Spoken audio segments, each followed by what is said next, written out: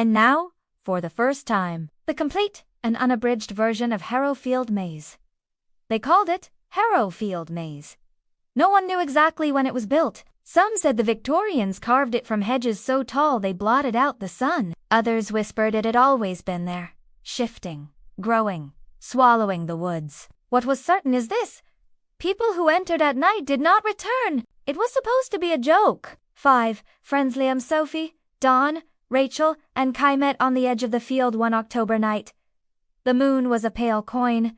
Mist clung to the grass. Dawn laughed as he swung the rusty gate open. 30 minutes, he said. We go in, we touch the center stone, and we come back. Easy. Rachel hesitated.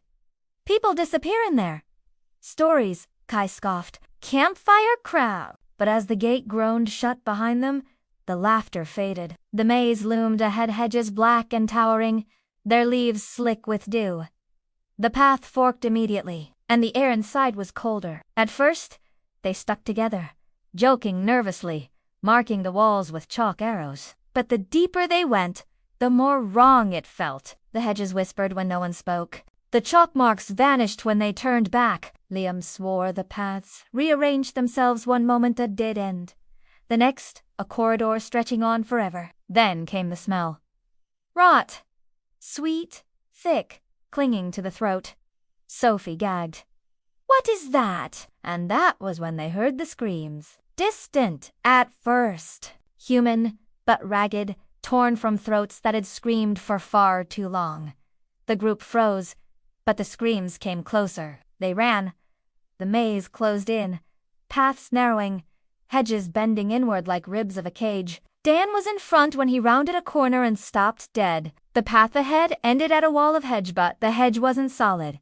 It opened, pulsed like flesh. Don't, Rachel started, but the wall split wide and swallowed Don whole. His scream cut off like a candle snuffed. The hedge sealed. All that remained was the smell of blood. The survivors clung to each other, sobbing, shaking. We have to get out, Sophie whispered. But the maze didn't want them out. The paths began to pulse, like veins pushing them deeper. Shapes flickered at the edge of side-elongated shadows, faces pressed into the greenery, mouths open in silent wails. Rachel caught sight of a pair of hands sticking out of the hedge. Human hands? Fingers twitching. Dan, she whispered, reaching. The hands clamped onto her wrists. Cold, strong. And then dozens of hands burst from the walls, clawing, tearing, dragging her into the green. Rachel screamed until she didn't. 3 left. They stumbled on, bruised, bleeding, arguing. Kai cursed them for coming. Cursed the maze, cursed himself. That was when they found the statues. Dozens of them, marbled figures scattered along the path. Faces twisted in terror, mouths frozen open. Sophie touched one end. Gasped. Warm, she whispered.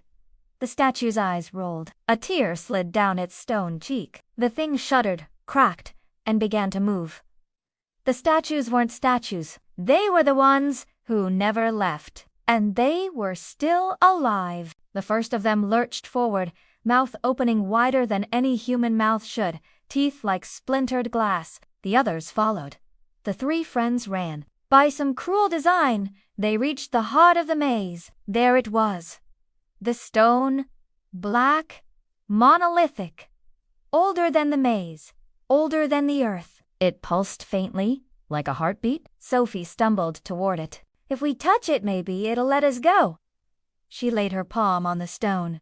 Her body convulsed. She shrieked, a sound not human, as her skin split in ribbons, and her bones twisted into roots. Her body stretched upward, fusing with the hedge. In seconds, Sophie was gone. In her place, a new wall of greenery rose. The maze grew taller. It had fed. Liam and Kai stood frozen, trembling. We're dead, Kai whispered. We're already dead. No, Liam said, voice breaking. There has to be a way, but the stone was still pulsing. Louder now, like it knew them, wanted them. The ground beneath their feet heaved. The hedges leaned close, and then the whispers began. Voices, familiar ones. Rachel, Dan, Sophie, pleading, laughing, begging them to stay. The whispers guided Kai toward the stone, his eyes glazed, his feet dragging. Liam grabbed him. "Don't! It'll take you!" But Kai turned, smiling with a mouth that wasn't his. "It already has."